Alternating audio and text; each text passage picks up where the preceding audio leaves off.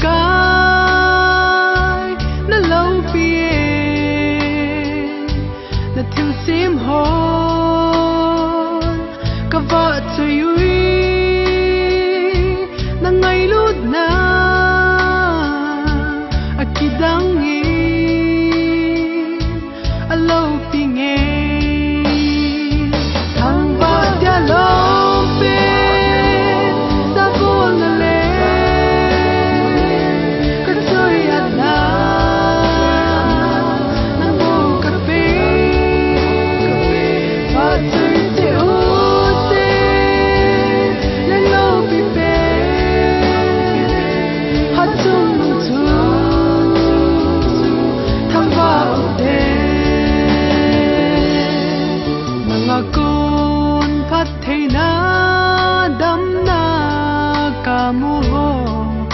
alo pin nghe này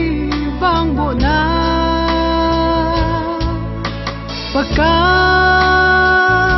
cái kỳ pa cái đom sáng nghe na min lâu pi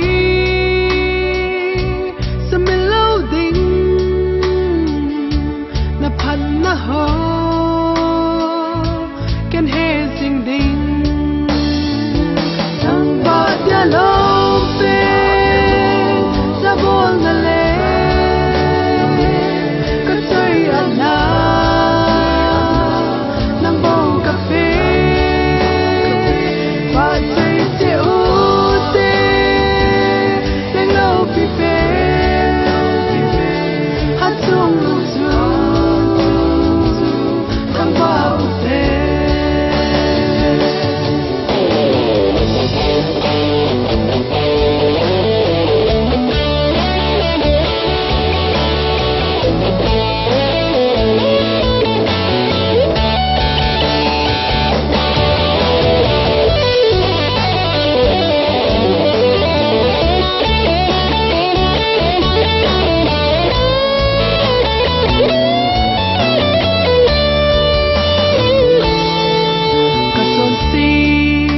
lâu na nắng in này bụi cái hình khu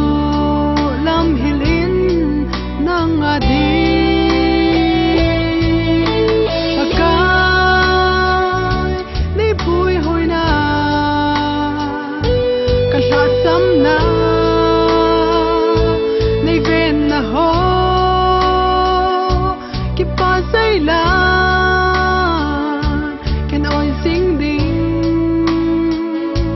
cái hin cùng khô